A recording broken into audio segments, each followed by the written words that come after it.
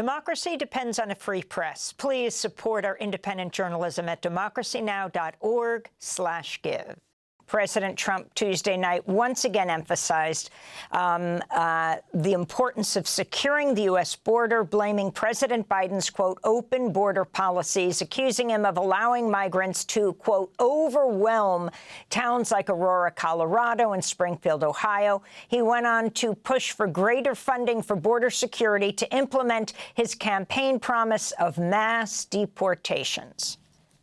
I have sent Congress a detailed funding request laying out exactly how we will eliminate these threats to protect our homeland and complete the largest deportation operation in American history, larger even than current record holder President Dwight D. Eisenhower, a moderate man, but someone who believed very strongly in borders.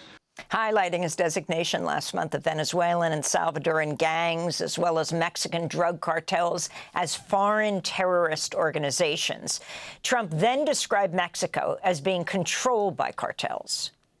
The territory to the immediate south of our border is now dominated entirely by criminal cartels that murder, rape, torture, and exercise total control. They have total control over a whole nation, posing a grave threat to our national security.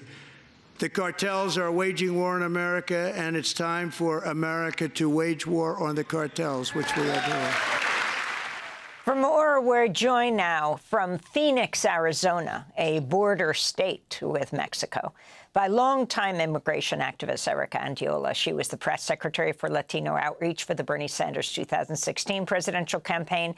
And she has a recent op-ed piece in the Arizona Republic headline, "Deporting Immigrants Like Me Won't Make Eggs Cheaper or Your Family Safe." Erika, respond to what you heard Trump say last night. Yeah, nothing new. It's the same type of strategy, right? You pick this marginalized group, in this case, the immigrant community, and you double down on ensuring that the American people create this image, right? That immigrants are really the villain, the ones that are taking your jobs, that are stealing your wages, et cetera, et cetera. And the reality is that that is false. We know that the majority of Americans in this country contribute greatly to the economy, contribute greatly to our communities. But unfortunately, it is a great way for Elon Musk to do what he's doing and keep people distracted, right? Thinking that they are going to make people safer by detaining grandmothers, DACA recipients, teachers, right? And that reality is far from the truth. So there's nothing new that he said, but he is doubling down on creating this image for the American people that immigrants are to blame for every single one of their problems, when we know who are really the ones who are slashing Medicaid and trying to get rid of Social Security for the American people.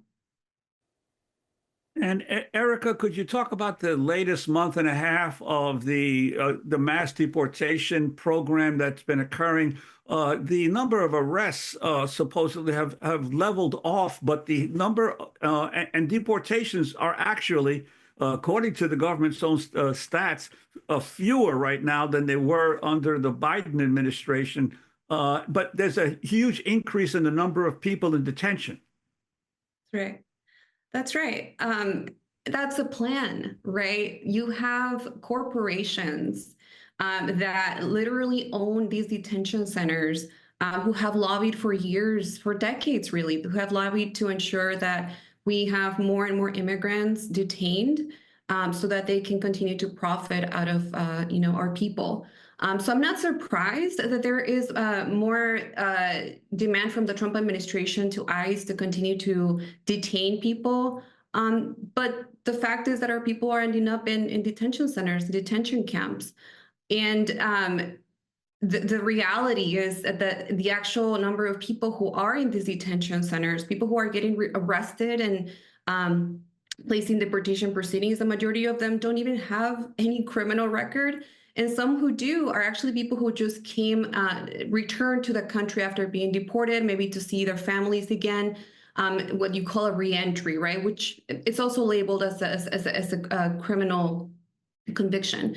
So what I'm trying to say is that the majority of our people who are detained right now, who are being arrested, are not necessarily the people who Trump was speaking about last night. The rapists, whatever he says every single time, he paints this picture to make sure the Americans believe that those who are being arrested are really those who are posing a threat to the American people. But that's really far from the truth of what I'm seeing, what I'm hearing from other organizations who are getting the calls from the immigrant community, who are getting picked up for doing nothing, for maybe driving or just being in the wrong place at the wrong time. I mean, I just heard the story of a Guatemalan American who was driving between two New York cities, right outside of New York City. She was pulled over by ICE. She was asked for her ID. She showed her driver's license. She already has started to carry her passport. And then they said, we want another federal ID. She showed her passport, and they said, we're not letting go of you until you tell us where you illegally got this passport, a totally legal ID. And they held her for hours on the side of the cold road as she saw person after person pulled aside. She said it was very clear they were people of color. 3 people were taken into a van and handcuffed until they finally released her.